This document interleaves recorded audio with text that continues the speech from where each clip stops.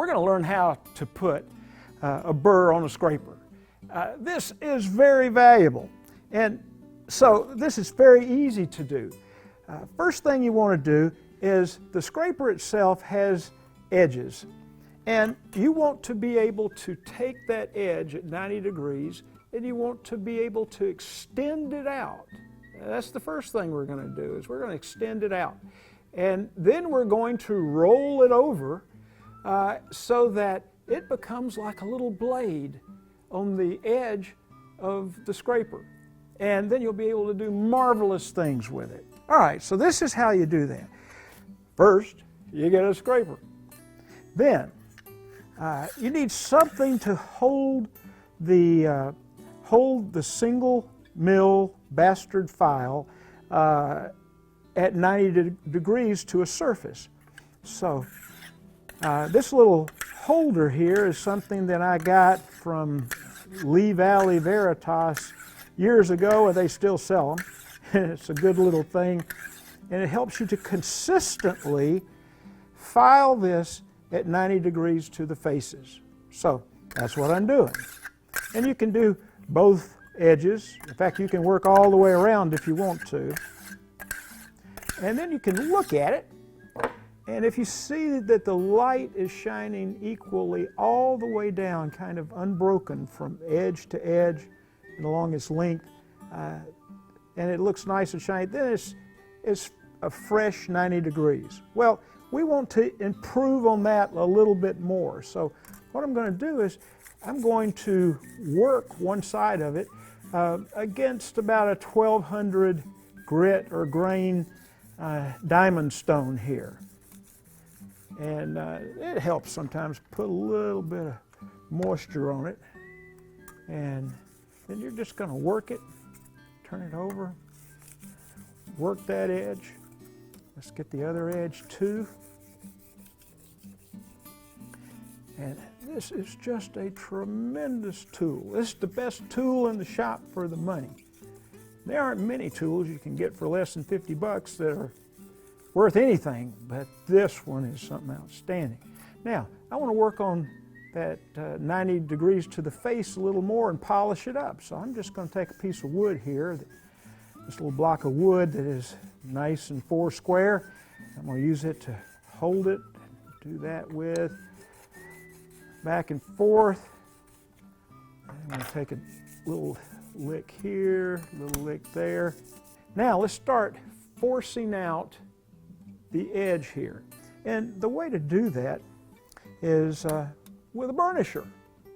Yeah, this is a burnisher, and you know, most of the burnisher is not necessary because I'll end up just kind of holding it down here. Got a nice rosewood handle, and I'm going to put a little camellia oil on it. Every January I go out and drain my camellia bush and put it right in here. But if you don't have a camellia bush to drain, then what you need to do is just order it from your woodworking supply store, and it keeps the burnisher from getting scratched. You don't want that. Now, this is real important. I want to use two surfaces here. I want to use the edge of the bench, and I want to ride along that surface, and I also want to pull this against the edge of the scraper, and I'm going to put some pressure on it right here, and I'm riding both of those edges, and I'm just pulling it out. I am using some pressure. I'm going to flip it over, and we'll have actually 4 cutting edges here.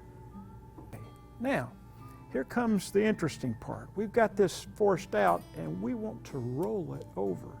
So I'm not going to use quite as much pressure, and I'm going to use a little bit of an angle here. I'm going to lay it on that edge, and I'm going to drop the handle down a bit, and then I'm going to drop it back a bit, so it's kind of a compound angle. And I want to pull along here, and I'm just rolling that little piece of steel over. Oh yeah, it's there. All right, let's see if it cuts. see if we get some of those nice shavings. Oh yeah, this is good. See them just peeling off? If you're going to do sculptured furniture, you have got to learn how to roll the burr. Band sawing, like everything else, is another set of skills. And if you're going to make sculpted furniture, your sculpting really starts out on the macro side with band sawing. That's where you get your original shape. So let me show you my method for band sawing. All right, most of my band sawing is done at kind of long range, and they're kind of long flowing curves. And so one of the secrets there is you've got to be able to see the blade and the line, and you've got to be able to align yourself with the blade and the line. Now, I have definitely over 40 eyes. These eyes need a little help, especially at even 3 to 5 feet, and my regular glasses weren't that helpful. So I went to my optometrist and my eye doctor, and they fitted me with some special glasses that help between about 3 to 5 feet. So you might look into that for yourself. All right, I've got a leg outlined on this board, a rocker leg, and I'm ready to cut it. Now, some of the things to keep in mind is I want the guides, these are the guides, to be most of the time about 1/2 inch above the surface of the piece of wood that I'm cutting. And I want to cut on the inside of the line. Now that means I'm still on the line. I am not so far to the inside that I am cutting into the piece that I want to yield. So I don't want to go way to the outside. That would be a very conservative thing to do, but then you've got to sand away a bunch or your piece is too big. So we need to be pretty much right on it. Now, let me tell you what not to do. Knowing what to do is very important, but also showing what not to do is very important. Most people will start out band sawing up real close to the blade here, and they kind of bend over and they align themselves this way with their head bent over. And they correct and correct and correct. Let me tell you what's wrong with that. Would you drive your car hanging out the door looking at the yellow line? Well, you know the answer to that. You're looking in advance. You're looking up to the top of the hill where the curve is, and you're just kind of reading the trend so that you can keep the car going in the lane that you want to move in. That's the way that you bandsaw.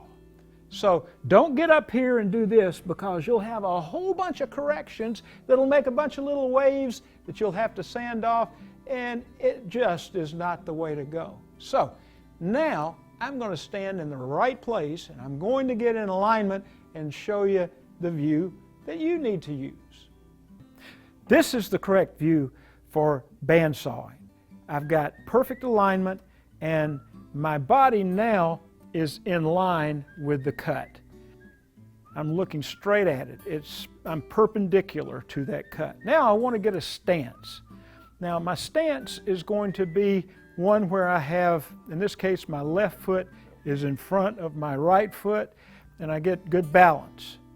And what I'm going to do is take my elbows and I'm going to bring them in kind of tight to my body, and I'm just going to lean forward a little bit, and slowly, using my weight and just leaning, it will take me right into the cut.